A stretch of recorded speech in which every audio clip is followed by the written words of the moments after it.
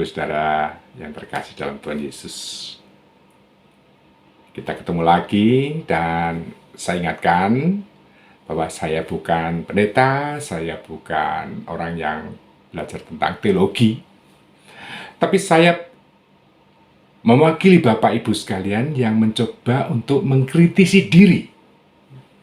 Bagaimana kita menanggapi setiap firman Tuhan yang kita dengar dari khotbah-khotbah para pendeta kita? Apakah firman yang disampaikan, apa firman yang kita baca itu kita bisa menyatakan amin dan ya, sehingga kita akan menjadi kuat dan tidak goyah dalam menghadapi kondisi apapun, karena firman Tuhan kita aminkan, ya dan amin adanya. Nah, kali ini saya memberi judul Kristen Penonton. Ayat yang mendasarkan dari judul itu sendiri akan saya ambil dari Lukas pasal 11 ayat yang ke-27 hingga yang ke-28. Saya bacakan. Siapa yang berbahagia, judulnya. Ketika Yesus masih berbicara, berserulah seorang perempuan dari antara orang banyak dan berkata kepadanya, "Berbahagialah ibu yang telah mengandung engkau dalam Yesus, dan susu yang telah menyusui engkau, Yesus." Tetapi ia berkata, Yesus dalam hal ini berkata, "Yang berbahagia ialah mereka yang mendengarkan firman Allah dan yang memeliharanya." Demikian firman Tuhan. Cukup pendek ayat ini yang kita baca. Yang berbahagia adalah mereka yang mendengarkan firman Allah dan memeliharanya. Memelihara itu berarti kita melakukan, kita menjaga apa yang kita dengar, kita ingat, kita lakukan. Tentunya demikian kan Bapak Ibu. Ya. Kenapa saya kasih judul Kristen Penonton? Bukan hal yang aneh, bukan mengada-ada. Karena saya jadi bingung ya, ketika di gereja, ya, saya melihat ada seorang bapak atau ibu saat di gereja mainan HP, ngobrol kecil-kecil, ada yang tidur, ada yang bahkan ada yang sempat telepon.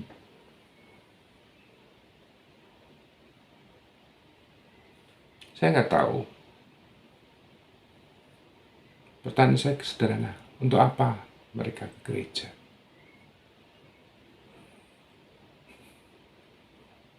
Dan saya sempat terganggu, sangat benci dengan kondisi itu. Kenapa ini semua bisa terjadi? Dan ketika saya juga mendengarkan, lihat orang begitu, ya saya terpancing. Ini orang tahu di gereja kok malah melakukan hal-hal yang enggak seharusnya. Dan itu saya juga ikut rusak juga. Ya itulah kadang-kadang kenapa kita saat membaca firman Tuhan, mendengarkan firman Tuhan, termasuk di gereja, kita banyak sia-siakan waktu. Terus pertanyaan apa yang kita cari? Apa yang kita dapatkan? Apa yang kita mau?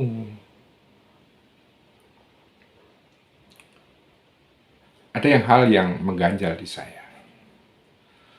Bagaimana kita bisa memberikan contoh kepada anak-anak kita?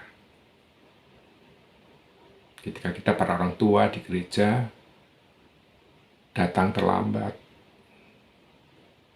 suka-suka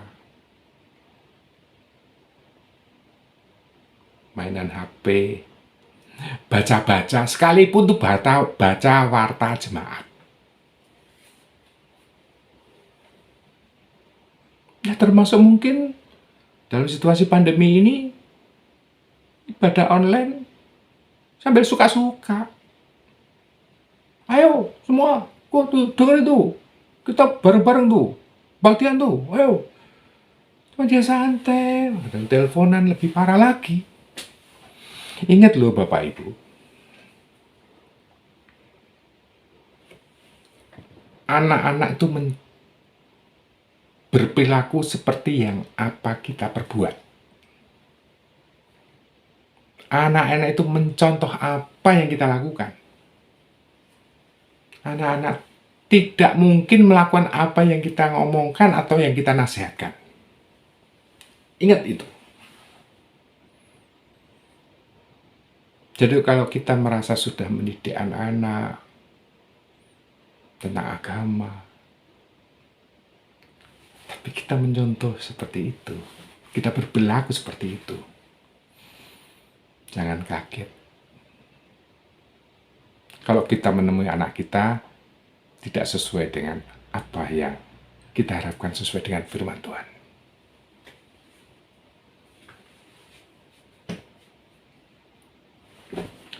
Nah, apalagi nih, setelah ibadah selesai, kita keluar dari gereja, mobilnya mau keluar, sepeda motornya keluar, ada yang menghalangi, ngamuk.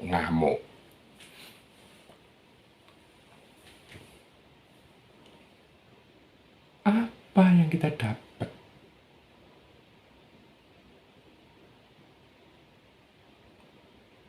Kenapa? Lebih baik nggak usah ke gereja, nggak usah kemana-mana, dolan aja lah. Sia-sia. Juga demikian, saya pernah ngalami ya. Kebetulan saya lagi gendong cucu. Ibadah selesai, kita ada di basement. Cucu saya kaget setengah mati, termasuk saya juga kaget. Karena ketika di basement kita jalan, ternyata ada yang mobil mau keluar dan nyalakan klakson. Yang anehnya kan sudah tahu, klakson itu tidak diboleh lewat kendaraan aja, kalau bisa jangan klakson. Yang lewat jalan rayanya gereja itu nggak boleh klakson. Ini dalam klakson. Cucu saya nangis, kaget, saya juga kaget. Puji Tuhan saya sadar. Aduh, gimana? Marah gimana, tak tahan, dan saya cuma lihat orangnya aja. Dan ketika saya lihat orang itu satu keluarga. Saya diam, saya lihat, barangkali saya kenal. Mungkin dia ngebel saya. Ternyata saya nggak begitu mengenal. Dan saya sudah melihat suami istri di situ, istrinya ribut. Mungkin karena di dalam basement ngebel dan di depan ada anak kecil yang lagi digendong. Ya, saya abaikan ya Tuhan. Sudah, saya nggak pikirkan. Saya berusaha untuk menenangkan cucu saya yang saya gendong. Dan ketika anak istri saya ikut ribut, sudah, jangan. Sudah. Kita baru dari gereja. Tahan. Puji Tuhan itu menjadikan mohon kepada anak-anak saya. Walaupun sebetulnya ibunya si anak itu marah tentunya. No, tidak. Semoga mereka bisa memahami dan mengerti. Itu aja. Itu yang pada saat ada di basement. Belum saya melihat seorang pejabat gereja lah ya. Parkir kebetulan tidak dapat parkir di tempat yang khusus gitu ya, karena ya mungkin dia terlambat ya. Akhirnya berada di jalan raya, ngamuk, bel-bel nggak karu-karuan karena mobil yang di depannya itu karena mepetnya dia nggak bisa keluar. Dia berusaha ngebel terus dan itu menjadikan semua jadi melihat siapa tuh orang itu. Dan dia marah besar pada saat satpam gereja. Dalam hati saya mengatakan, siapa yang salah? Tapi dia tidak memberikan contoh yang baik buat lingkungannya. Nah, padahal dalam ayat yang kita barusan baca jelas, yang berbahagia ialah mereka yang mendengarkan firman Tuhan dan memeliharanya. Jadi itu apa? Mereka baru keluar dari gereja, bukan keluar ya, baru di gereja saya sudah bikin ulah.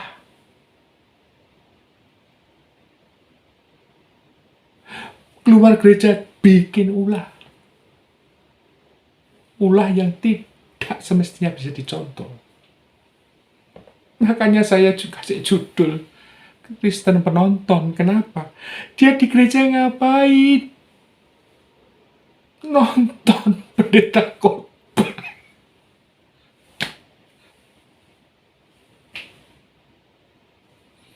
Semoga tidak ada Kristen penonton di antara Bapak Ibu sekalian. Saya mengaminkan ayat ini ketika saya punya kesaksian dalam hidup saya. Malam-malam saya sama sekeluarga, saya, istri, dan 2 anak saya, karena ada keperluan sesuatu, pengen ucapan selamat ulang tahun kepada orang tua saya keluar dari rumah dan di jalan ditabrak dengan keras oleh seorang pengendara yang mabok. Sepeda motor terbelah jadi 2, orangnya itu sudah sampai di kaca depan.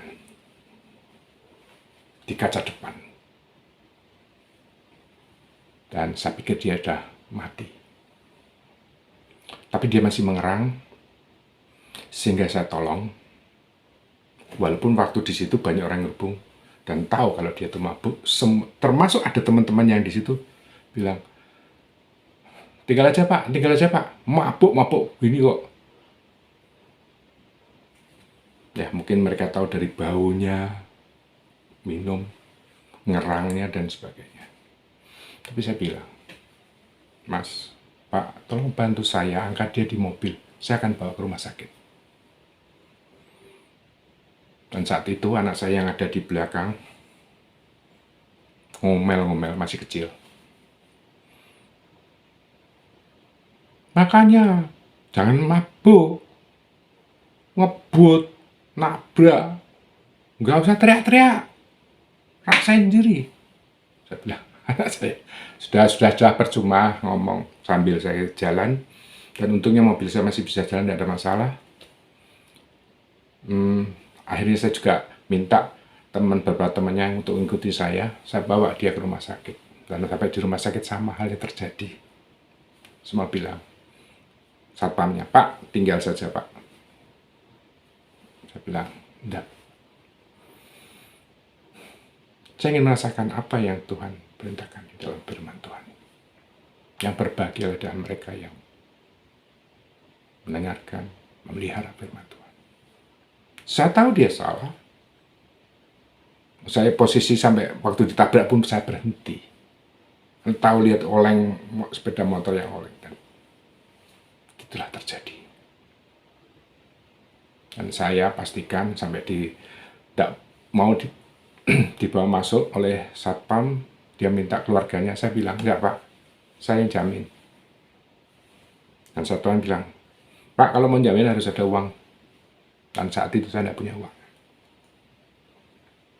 Nah ini saya melarikan diri, Pak, saya nggak punya uang, berikan waktu saya, tapi saya tinggal KTP, ini KTP saya. Dan akhirnya mereka menerima. Masuklah dia ke rumah sakit, urusannya besok, karena saya harus segera pulang dan nyemprot mobil saya yang penuh dengan darah. Puji Tuhan kalau dia masih hidup. Dan kita pulang semua dengan keadaan yang ketakutan. Besoknya saya pinjam duit sama teman. Kebetulan dengan tenang dia mengasihi saya karena saya ceritakan apa adanya. Ketika pagi-pagi dengan dokter saya ngomong, Pak, saya tanggung jawab. Ternyata keluarganya sudah ada di situ dan dia melihat saya dengan tatapan kosong, tidak mau berbuat apa-apa, diam semua. Saya katakan, ini siapa ya? Ternyata dia sudah punya anak, ya istri. Jadi Pak, tolong Pak, suami saya. Saya bilang, ya. Ketika dibacakan harus operasi karena ternyata tulang kakinya patah. Besar biayanya juga cukup mengejutkan saya. Saya katakan, Pak, gimana siap operasi? Saya dengan tulus mengatakan itu. Dan dia jawab, Pak, enggak mau Pak. Tolong Pak, jangan dioperasi Pak. Terus, saya mau ke Sangkal Putung. Batin saya, puji Tuhan. Saya dioperasi itu, waktu itu biaya operasi aja 2 kali lipat gaji saya. Baru biaya operasinya tok. Ya sudah, akhirnya saya bawa ke Sangkal Putung. Dengan modal teman saya, dan ternyata dari rumah sakit karena tidak ada tindakan apa-apa, rumah sakit itu juga memberikan rekenan, dan sebagian dari tanggung jawab saya dilepaskan. Pak, terima kasih Bapak sudah ini dan sebagainya. Terus ya sudah, oke, saya bilang terima kasih. Dan sampai di Sangkal Putung, saya langsung melakukan apa yang harus dikerjakan. Saya ikut tungguin, dan saya pastikan saya juga terpaksa beli kasur untuk dia, untuk bermalam di sana karena perlu waktu seminggu, ya 10 harian di sana. Karena tempat sangat umum. Dan begitu saya mengantar mereka di Sangkal Putung, saya dengan tenang, saya seperti merawat orang biasa. Saya hanya berpikir, Tuhan ajari kami. Dan anehnya, supir yang mengantar saya, yang mengantar kita semua untuk termasuk mengantar pasien tadi, dia bilang begini, Pak, itu semua pasien-pasien di Sangkal Putung semua bilang heran semua. Rata-rata banyak kejadian yang tabrak lari, tapi Bapak ini, tidak tahu mereka dari mana, sudah orangnya mabuk. Ternyata itu terjadi dari cerita kawannya yang ikut. Bapak ini baik, mau membiayai, bahkan nyangoni, membelikan kasur. Saya nggak tahu. Yang penting, saya ingin berbagi bagaimana mendengarkan, menguji tentang firman Tuhan itu. Saya nggak punya duit dan saya pinjam. Nah, akhir kata, saya juga baru tahu, karena saya pakai mobil kantor. Ternyata mobil kantor itu diasuransikan, dan semua bilang, Mas, ajukan asuransi saja. Termasuk yang kecelakaan berapa biayanya dihitung semua. Wah, ada semangat. Saya bilang sama teman saya, nanti tenang ya, sabar ya, tak klaim ya, nunggu klaim yang tak bayar. Saya ajukan klaim. Setelah ajukan klaim, apa yang terjadi Bapak Ibu? Saya nggak habis pikir.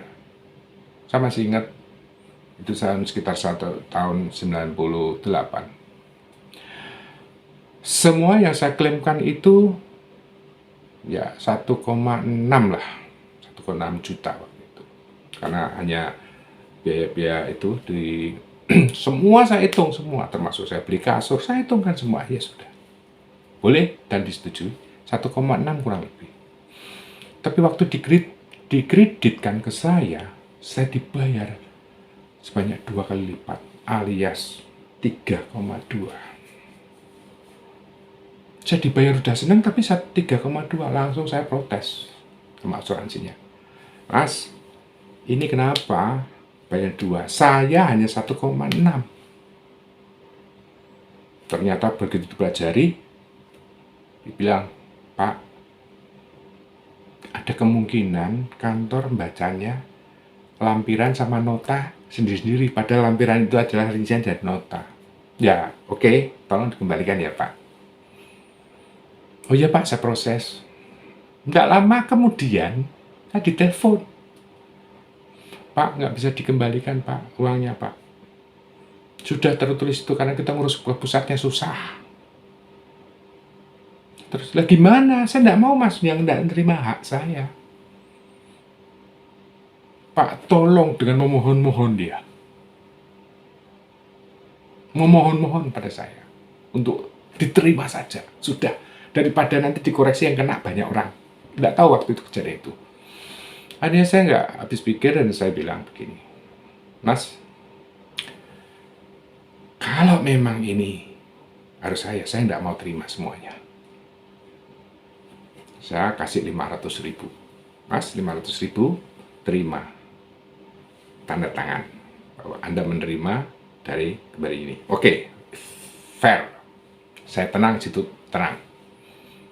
Dengan terpaksa dia juga akhirnya nanda tangani dan menerima 500.000. Walaupun dia karena gimana gitu, nggak percaya dengan saya. Ini benar-benar saya tunggu 1 minggu kemudian. Pak, betul Pak, sudah Pak, nggak ada masalah. Ya, begitu, nggak ada masalah. Puji Tuhan, ya sudah. Karena itu keputusan perusahaan mereka, saya hanya berkeinginan ini akan saya berikan kepada orang itu semua. Sisanya, yang lain saya kembalikan kepada pinjaman teman saya. Dan itu hanya proses sana dalam 1 minggu. Ketika orang yang saya kasih, yang kecelakaan itu saya kasih sisanya, apa yang terjadi? Saya cukup kaget. Hampir seluruh keluarga besarnya datang ke rumah. Dia mengucapkan terima kasih. Dan sesuatu bilang, Mas, jangan mabuk lagi ya. Dan disitulah ada keindahan. Ada sukacita. Tuhan memang luar biasa ketika kita benar-benar mendengarkan firman-Nya, memelihara dalam kehidupan kita. Ayo, jangan jadi penonton Kristen. Jadilah pelaku Kristen. Seperti kata firman Tuhan. Yang berbahagia ialah mereka yang mendengarkan firman Allah dan memeliharanya. Kiranya Tuhan memberkati kita semua. Jadilah pelaku, bukan penonton. Ingat, anakmu tidak bisa hanya dinasihati menurut kata-kata, tapi dia akan melakukan perilaku yang kita lakukan. Tuhan memberkati kita semua untuk mengatakan firman Tuhan, ya